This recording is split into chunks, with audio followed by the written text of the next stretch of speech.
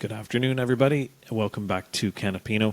This is episode 5. My name is Peter, and of course, I'm joined by my lovely wife, Rowena. Hello, dear. Hello, dear. Good afternoon po. Magandang tanghali po sa inyong lahat. Ako po si Rowena. So much Tagalog. Yes. The same as you say, good afternoon, I'm Rowena. This is true. Catering to our Filipino audience. I like it. That's right. Today, we're going to talk about merging two cultures. That, in specific, is our wedding. Woo! Kaboom, kaboom! Yes, it was quite the celebration. We had two of them, actually. We had one in the Philippines and we had one here in Canada. So we figure we'll kind of break this into sort of two discussions. One getting ready for the Filipino one and one getting ready for the Canadian one. So Rowena and her sister really looked after the first one in the Philippines, which took place on June 8th of 2023. Be careful. Look who's talking.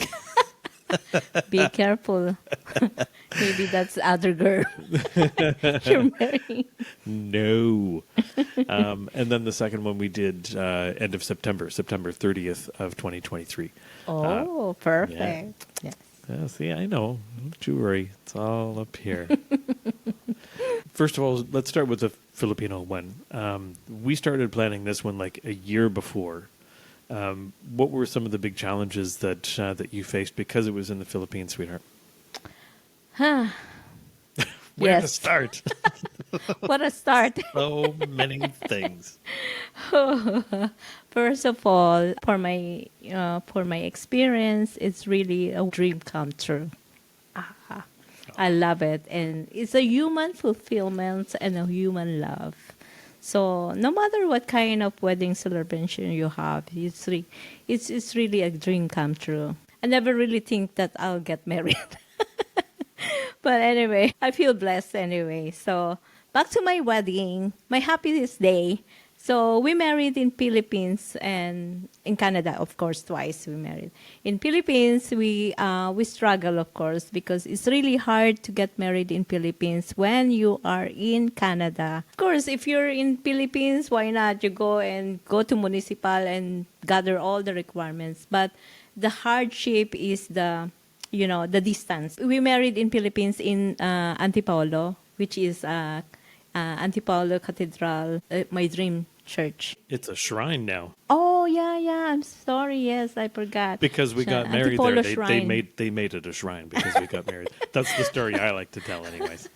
I think that was 2023 when they are really ordained as a shrine. Yeah, we got married in June. I think it became a shrine in like March. Yes. It wasn't long before our wedding. Yes. Oh, yeah, we're so happy about that. And then our guests only 70 to 75 crowds, but the good thing is we have families and friends are there. One more thing for struggles, wedding preparations is, of course, the major help is my sister Rika, but the final decision is me. So we have very intense communications between my sister and I for the wedding entourage, for wedding invitation. My goodness, even in the small details of invitations, the dresses, my mom's shoes, my dad's, Getting everybody outfitted. Yes, outfit, of course, and then for the locations, our reception. So, and then how we gonna gather my family and my relatives together, because it's not only in Manila, we have provinces. So, and then our place in Cainta in Manila is very small. So it's so hard to gather in one place. So we have to think and we have to find a location that it really fit them together. That's the thing. And most struggle is when you get married as a Catholic in the Catholic Church, because they have more requirements that we have to deal, And then I found out that we don't have what was that? The one we have to do in Canada is Confirmation. confirmation. Oh my goodness. We baptized. I got. We were both baptized Catholic. Yes, we're both baptized. But neither of us had been confirmed. I can just hear all of the Catholics out there going, what? Yes. Yeah. Yes. Because, I mean, that's usually something you do when you're early teens. That's right. You become confirmed. Yeah, and imagine we're not teen. Well, and that's the thing that really surprised me is because you're Filipino, you come from like a very devout Catholic culture and Catholic family. Well. When we found out that you hadn't been confirmed, I was like, now I was the lapsed Catholic going, how is that Well, my possible? mom is not really On top of things? not really have attention to me. Maybe Oh, man. she missed it because of being busy. Yeah. Well, So- she had 3 kids. So- For me, it was more a choice. I just didn't want to be I confirmed. So see. I had backed out of the Catholic faith by that time. I asked that my mom. Yeah. My mom said she forgot. Oh dear. How she missed one beautiful daughter that Oops, Anyway. I forgot. yeah. Well, kind of ignore that. Skip. Next. Skip. So we struggle about that papers because in Philippines in Catholic Church they have to get that confirmation and baptismal at the same time. Well, there was a lot of other things that we had to do when we got there, like the class, like the municipal class, and then the church class. Like these are all things that here in Canada we don't really get confronted with. Yeah, I guess. Yeah. But it was like booking and planning those things because everything had to be in a certain order. And like in order to get the marriage license application accepted, you had to have the municipal marriage course.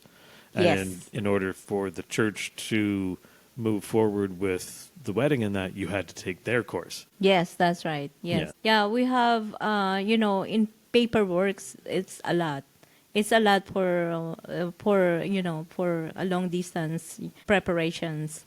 And it's really hard but thankfully my sister is the one really manage everything in terms of, booking for church. You have to book a year ahead. You can't And really book. And even then, the earliest we could get, or the best date we could get was a Thursday.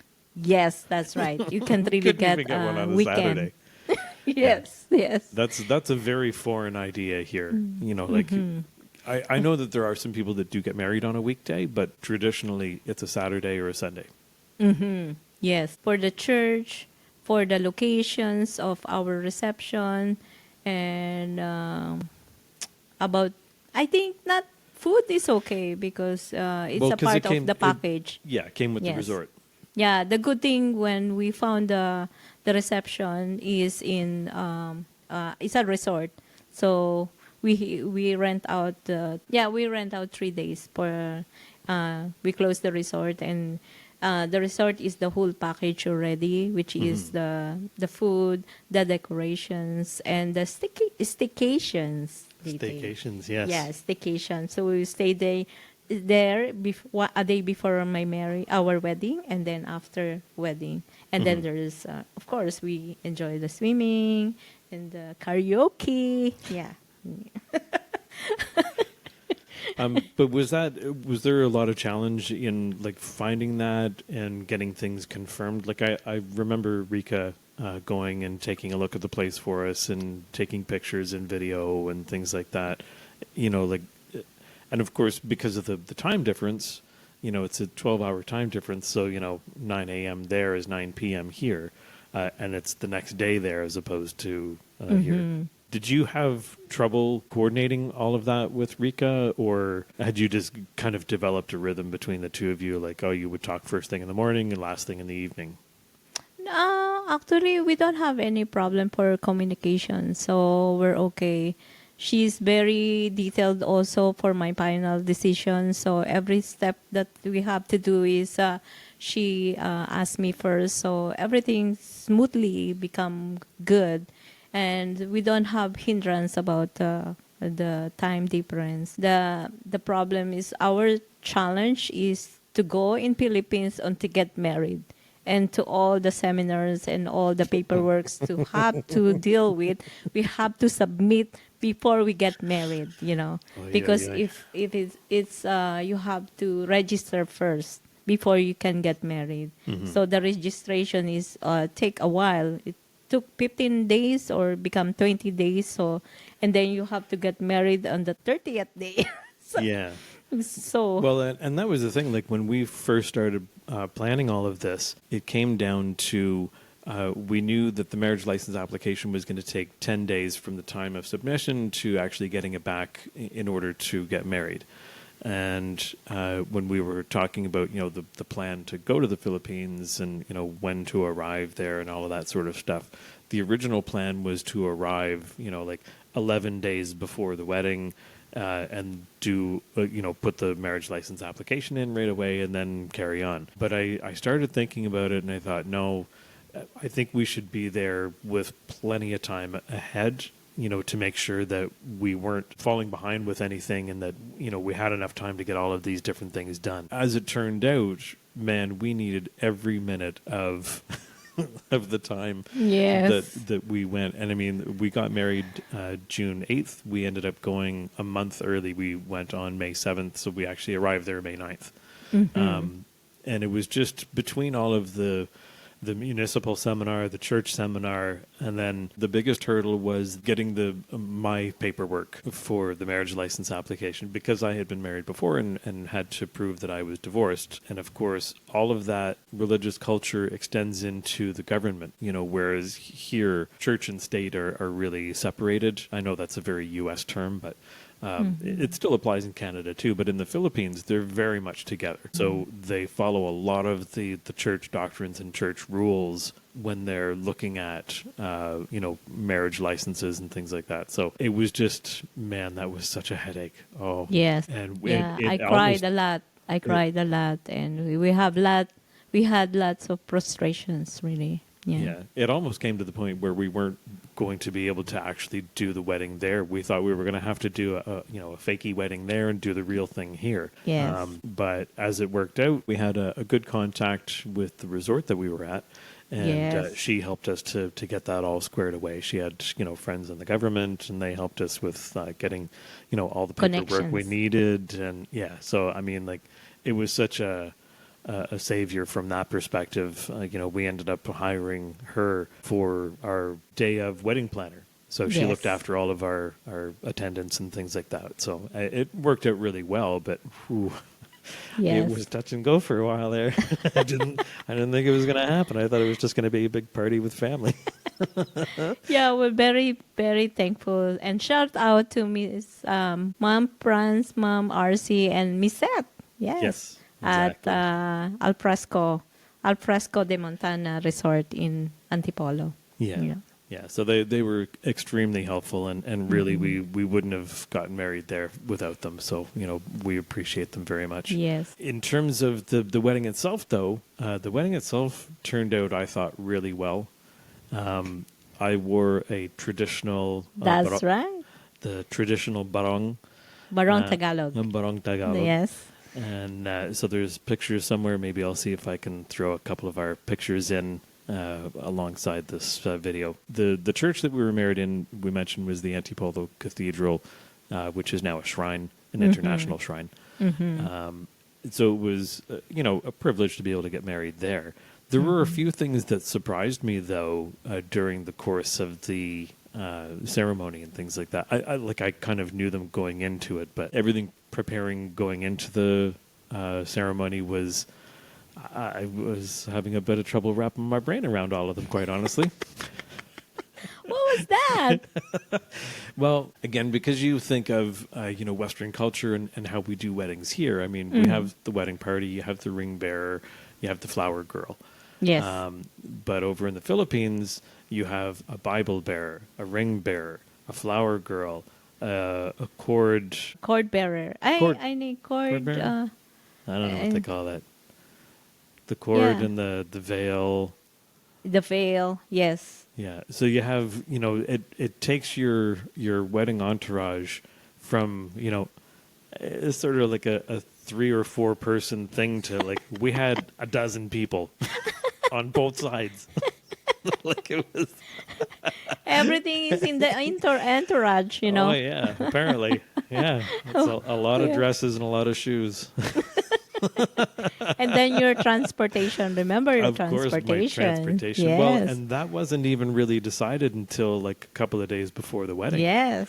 I think originally it was just going to be that I was going to ride with whoever to the Yes. church and be there, and it was Zet that said, "No, we got to do this right. We'll get you a Jeep, one of the jeepneys in the Philippines that's common for transportation." And so we rented a jeepney who took myself as well as the bulk of the entourage and her parents and so on over to the church, and then brought us back after. But I think Peter got really culture shock about our wedding. yeah, it was very Because different. from the Barong Tagalog and jeepney and everything, the entourage with the bearer, all the bearers. All the bearers. Well, and the thing was like the cord and the veil were things I had never heard of before. So Really, sweetheart? Yeah. So for anybody that doesn't know what the hell I'm talking about, they have a tradition in the Philippines when you're at the front of the church at the altar, you are kneeling. So you have your own kneeler and the whole thing, which I'm sure appears somewhere else in other cultures, but in North American, we don't Yeah. really have that. Usually they just have a chair for the bride and groom to sit on if it's going to be a longer service. But anyways, while you're kneeled, they have, your cord bearer or whatever they're called. Yes. There's a cord that they come and they wrap around you and Yes. tie that. So the symbology The is that symbolize you're of eternal tying- bond tying together. of fidelity, For the guys, it's being tied. literally. And then the veil they drape over top and they pin to both sides of the bride and groom, and that's, I guess, like to symbolize being ensconced in something together. I get all the symbolism. It was just I had never heard of them before, so it was a very unusual thing for me. But it was good. I mean, it was surprising, but I understood it. And I mean, I certainly wasn't going to say no to anything. That's the culture. And when you're getting married in another culture, it's like you have to kind of go with the flow. Yeah, and remember my parents when giving away? Oh, Remember yes. that? Yeah. You have to be sign of respect. What a sign of respect you did to my mom and dad. The blessing is where Mano, like a mano. a mano. Yeah, you Yeah. take their hand and touch to your forehead. And, Yes. and that's a cultural thing too with the elderly, anyways. Outside of the church is the showing of respect. So whenever you meet an elderly person, you take their hand and bless. After the wedding, after the ceremony, outside the church, they will put a shower of rice. They will throw a rice. Rice is life. Yeah. Yeah. It's a sign of a good blessing, they said. Yes. But they're not allowing that one because nobody No. will, clean up after that. That's why- Yeah. What did they allow? well, no, I think secretly, and they don't have any choice. They have already. No, I think the rice it was okay because usually it's confetti. Well, at least in North America, it's usually confetti. But I think maybe I'm misremembering. But I thought they were okay with the rice, but said no confetti, because confetti's paper takes longer to get clean rid up. of. Yeah. Yes, yeah. Yeah. But yeah. anyways. And also for our reception, we have a dove, love dove. the doves, the bird. Yeah. Yeah. Yeah. We released 2 pigeons. I mean, doves. No. No, they were doves. They were doves. Yeah, the releasing of the doves, I thought that was kind of a neat thing, too. Yeah. That's not usually something we see in North American weddings. Yeah, the dove you should, Peter has and I have one, and then they should kiss together first, and then after that you release them.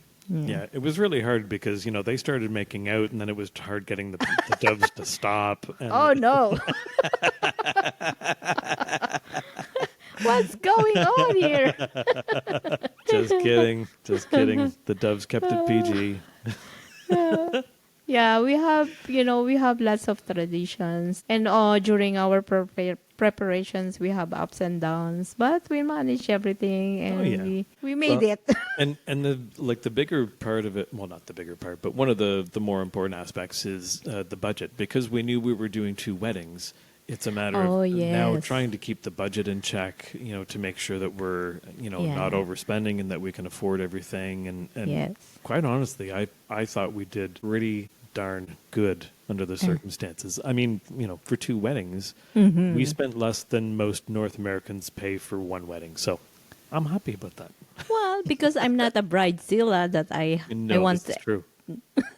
I want everything. Yeah, I tried to, to minimize our budget in terms of our wedding entourage and everything. So, Yeah. and our invitations, everything. Yeah, me and my sisters always, tawad, like asking for discount.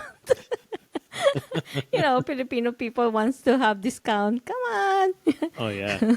And anybody that knows Filipinos or Asian people in general, Yeah. they're bargain hunters. They are bargain hunters to the core, and they will get you a good deal. That's right. Mura mura. Mura mura. Look at me, Pedro. That's why he become bald. Yeah, yeah. Kalbo, kalbo. Yeah, walang It's a buhok. lot of expenses. I know. But we managed, Yeah. We kind of surprised. We made it, our budget. So because we're surprised because we went for honeymoon. We have a lot of trips in Philippines when we went home, aside of wedding. So one of our trips, I didn't say to my mom because when you're getting of that's one of our tradition too. When you get married, you don't have to go anywhere because you are prone for accident. They said so, but we went to Cebu, do the what do we? Well, we went to Japan first, and then we went to Cebu, and we swam with the whale sharks. We went canyoneering. It's more dangerous. We were hiking and cliff diving, and oh yeah, I'm sure your mother just would have had a heart attack I if she knew know. what That's we why were I up didn't to. say it to my mom when we went. We said to her we will go to Japan, which is there. She's okay with Japan, and then she doesn't know that we're going after Japan. We're heading to Cebu, and we did canyoneering, diving. Oh yeah, Well, yeah. oh my God. It was a lot of fun. We had a really great Yes. time in It was Cebu. really fun. Yes. Yeah. We really enjoyed. For the budget wise, we're happy that we minimize our budget and we're good that we budgeted already. And in terms in Canada, we have more budget. We Well, have more budget. Yeah, well, I mean, we had a bit of time between the Philippines and Canada to kind of save up some money for it. But the other side of that too is, and it's funny because I was talking to my boss about this when we were getting ready, making all the plans for both weddings. John said, "Oh, how's it going?" I said, "Oh man," I said, there's just so many expenses and so many things we have to keep in mind." And he said, "Oh, he says you're looking at it the wrong way." And I said, "What do you mean?" He says, "This is a money-making opportunity." And I was like, "How do you figure?" And he says, "Because like the gifts that you get from your guests and that," he says, that's an opportunity. He says, like you're not deliberately looking to make money on it, but typically Yeah. you do because your guests always tend to give you more than what what you paid for the plate for their dinner and things like that. So, but it's a little bit different when you're talking about the Philippines because people in the Philippines, they don't have a lot of money to give, which is fine. And we both went into this knowing and expecting that nobody was giving anything, that we were going to look after this whole thing ourselves. We Yeah. had no expectations. And, I mean, we were very pleasantly surprised by a lot of people. But we figured in the Philippines that it wasn't going to be a huge exchange of envelopes and things like That's that. right. It was just more important for us to have the people close to the family there. Well, I expected that, sweetheart, because they were thinking, you married puti, white guy. Of course, they have money. He's got Don't money. give. Yeah, don't pay that guy. He's a white guy. He's got money. Yeah, he has a lot of money. Okay, don't give. But no, I mean, and like I say, that was fine. I had no expectations, so that was fine with me. Yes. But our wedding here in Canada worked out really nice, and it was a little more, to the Canadian traditions. But we did mix in some of the Filipino cultural traditions into that as well. And this was another thing that was a little bit surprising to me because you have sponsors. Yes. Or Yes. In the Filipino Ninang, ninong, which is more like godparents. Yes, we just mix some culture in Philippines to have here in Canada, and we got the ninong ninangs, and our invitation also we got from Philippines. That's why we just we got a budget for that, and then my wedding gown is with the help of mostly my friends.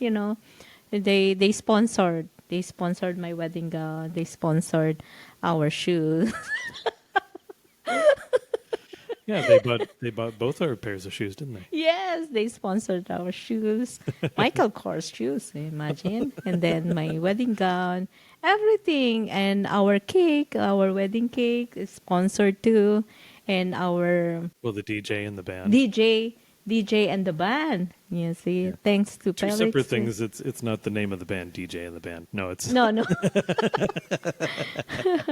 we No, had separate, a DJ yeah. and a band. It was Yes. originally scheduled as just a DJ, but then a very generous friend of Rowena's down in the States, he really wanted us to have a band, and he found one and booked the whole thing. Yeah, so that was very cool. It was very nice of him. Yeah. And my cousin here, which is Stephanie, she helped us with for organizing. Yeah. For day Organizing. of. Yeah. Yeah, and then we kind of had more traditional dress. So I didn't wear the barong Tagalog here. I wore just a regular suit, and then of course it was a much smaller wedding party. It was only 4 people on each side, Yeah. as opposed to I think what did we have 8 in the 8. Philippines each Yeah. side. Yeah. Oh my God. My nieces, all my nieces and my nephew and my goddaughters are there for entourage in Philippines. Yeah. But in Canada, it's good because all my sisters-in-law, so all my sisters-in-law are they're in the entourage also, which is really exciting and fun. Yeah. Yeah, and we had a little bit bigger space, so we were able to have dancing and things like that. In the Philippines, we didn't have dancing, and actually everything kind of wrapped up at about 9:30, I think, didn't it? Yeah. Our wedding night. That's right, because we're tired and also everybody's far, so they Yeah. have to. and everybody's move. got to work the next day. Yes. Yeah, it's Thursday also. And it's the resort, so, it's so hard to, to stay longer. Yeah. But in Canada, we enjoy so much because we have dance and music and everything. We have a program for, a team bride and team groom. Yeah. Yeah. Entertainment so stuff. Peter and his brothers are played music. Yeah, we played guitar and sang a couple of songs. Yes, that's it. And then me and my friends, we dance. Yeah, surprise Had a dance. choreographed dance. Yeah. That's right. Yeah, that was great. It was a lot of Yeah. fun. Everybody had such Yeah. a great time, and like everybody that I talked to after the wedding, that was there, they all said they had a really great time and really enjoyed everything. So Yeah, It was- in the it was a lot hotel of fun. that we stayed, it was really credit to Melina. Is it Melina? Melina, We stayed in the hotel in the the big suite of hotel, the room. She opened for our wedding ceremony in the hotel itself. At the same time, that's our reception. So we just all in one in Yeah. Canada. Everything so all in we're one very place. grateful. Yeah, it turned out really well. I mean, from a cost perspective, everything was all kind of taken care of under one roof, so one bill, which was really nice. And yeah, I mean, it really did work out a lot more cost effective, I think, than I was anticipating. I, just had And- nightmares of how much this was going to cost. No, at And the as it same worked out, it was good. Yeah. not no, so bad. at the same time, we did a DIY, our arch and everything. So, Yes, our true. flowers, bouquets, and everything in the center table, we ordered in Costco, which is really a cheaper. So it's really good. And it's really the bouquet was really good conditions and Yeah, so if you're getting married and you want some advice, we can yeah, answer some questions for you. yeah. Send us an email to canapino25@gmail.com. CANAPINO25@gmail.com. And with that, I think we're going to wrap this one up. We've been talking about merging two cultures together in a wedding. Next time we'll talk about everyday sort of life and cultural habits. Now that we're married, what are we seeing Ooh, from each other? bad. Ooh. That could be the last one we do. I don't know. Yeah, once all the bad news comes out, that could be it. I mean, it'll That's it. certainly be hard on me. I can tell you that. Anyways, thanks so much for joining us for this cross-cultural connection that we've been sharing with you guys. And again, if you have questions or comments, please email us at canapino25@gmail.com, CANAPINO 25@gmail.com, and we would be more than happy to respond to you, probably mention you on one of the upcoming episodes. So thanks so much. We'll see you again soon. Thank you for listening to us and see you soon. Bye.